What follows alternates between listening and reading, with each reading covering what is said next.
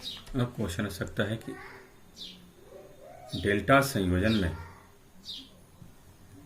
Star संयोजन की अपेक्षा क्या क्या गुण हैं। डेल्टा संयोजन में स्टार संयोजन की अपेक्षा क्या क्या गुण हैं। गुण है लाइन करंट फेज करंट की √3 गुना होती है। दूसरा होता है ब्रेक डाउन की संभावना कम होती है। तीसरा है स्टार संयोजन की अपेक्षा डेल्टा संयोजन में मोटर अधिक लोड उठा सकती है। 3 गुण हैं इसके। पहला गुण है लाइन करंट फेज करंट की √3 गुना होती है। दूसरा है ब्रेक डाउन की संभावना कम होती है। तीसरा है स्टार संयोजन की अपेक्षा डेल्टा संयोजन में मोटर अधिक लोड उठा सकती है। अगला क्वेश्चन हो सकता है स्टार डेल्टा संयोजन में डेल्टा संयोजन की अपेक्षा क्या गुण है। स्टार संयोजन में डेल्टा संयोजन की अपेक्षा क्या क्या गुण है। इसका पहला गुण है इसे 3 फेज पावर तथा लाइट फैन लोड के लिए प्रयोग किया जा सकता है।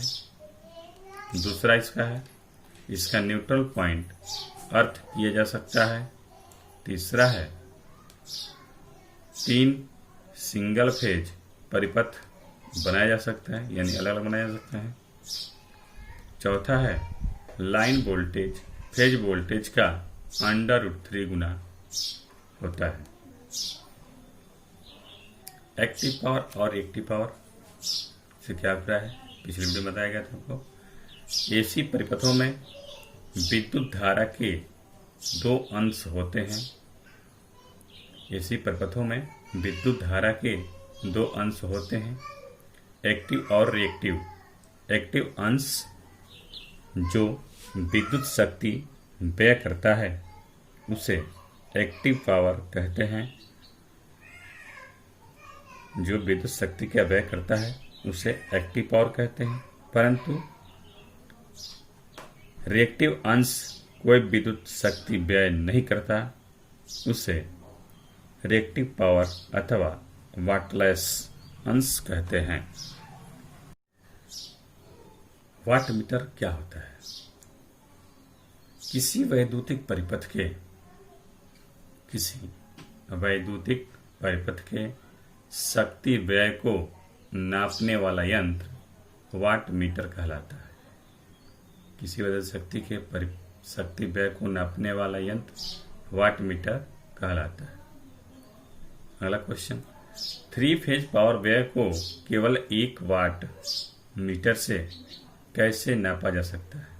3 फेज पावर व्यय को केवल 1 वाट मीटर से कैसे नापा जा सकता है।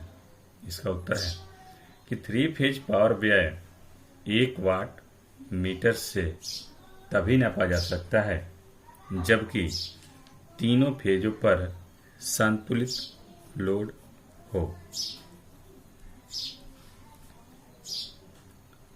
और संयोजन स्टार किस्म का हो।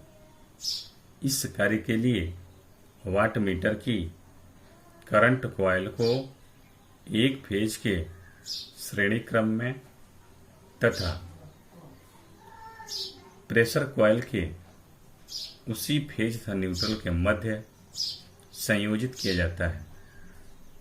कुल शक्ति व्यय ज्ञात करने के लिए वाट मीटर के पाठ्यांक को 3 से गुणा कर दिया जाता है।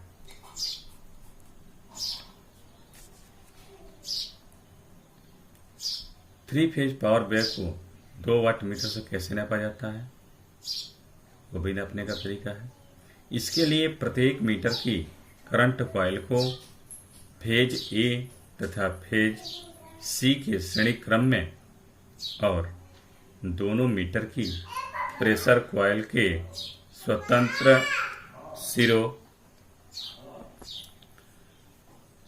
सिरों को फेज बी से जोड़ दिया जाता है।